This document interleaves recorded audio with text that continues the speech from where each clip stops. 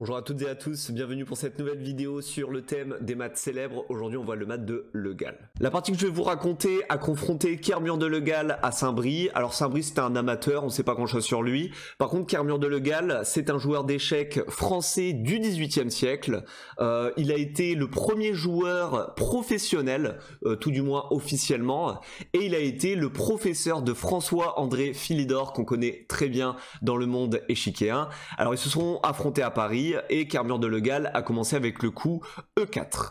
Son adversaire a fait la réponse symétrique E5 et sur ça Kermur de Le Gall se développe en venant mettre une pression sur le pion E5 avec cavalier F3. Alors ici Saint-Bris il n'a pas fait la réponse classique, à savoir cavalier C6 développe une pièce et vient défendre le pion E5. Il a opté pour D6, à savoir la Philidor. Alors le fou en F8 fait un peu la tête parce que on bloque sa diagonale, mais la Philidor est une ouverture réputée solide, donc pas de souci par rapport à ça. Kermur de Le Gall continue son développement avec le coup fou C4, vient mettre le fou en direction du futur roc du roi noir et prépare en même temps le petit roc. Ici, Saint-Bris opte pour fou G4, développe enfin une pièce, vient clouer le cavalier F3 parce que si celui-ci bouge, eh ben le fou pourra manger la dame. C'est un clouage dit relatif. Ici, Kermur de Le Gall opte pour cavalier C3, continue le développement.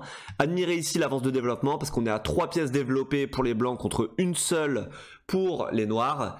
Et Saint-Bris va faire une première grosse erreur dans cette position avec le coup G6. G6, l'objectif est sûrement de faire un fianchetto pour mettre le fou en G7, mais c'est une erreur parce que ici Kermur de Le Gall a la tactique cavalier prend E5.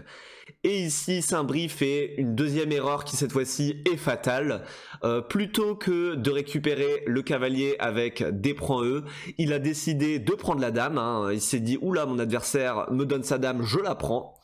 Malheureusement pour lui, c'est mat en 2 dans cette position. Mettez sur pause si vous souhaitez trouver la combinaison et profitez de la pause pour vous abonner.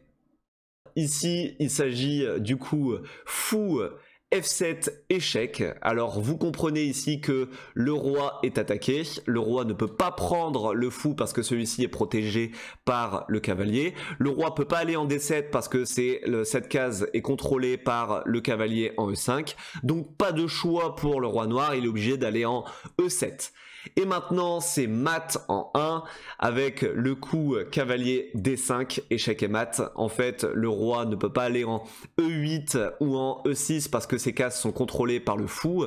Il ne peut pas aller en D7 ni en F6 parce que ce sont des cases contrôlées par chacun des cavaliers. Et enfin le roi peut toujours pas prendre le fou parce qu'il est toujours protégé par son cavalier. Donc ici aucune échappatoire pour le roi noir, c'est échec et mat. Alors on peut se demander qu'est-ce qu'aurait pu faire Saint-Bris pour éviter de se faire mater sauvagement.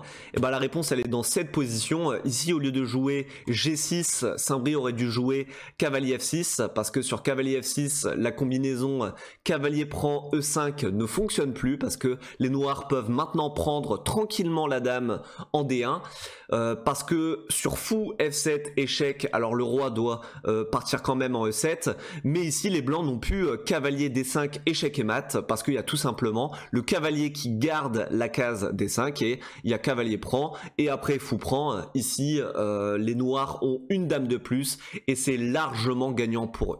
J'espère que vous avez aimé cette vidéo sur le math de Le Gall. Pensez à la liker et pensez à vous abonner à la chaîne. Je vous donne rendez-vous pour une nouvelle vidéo. Bonne journée à vous. Ciao ciao.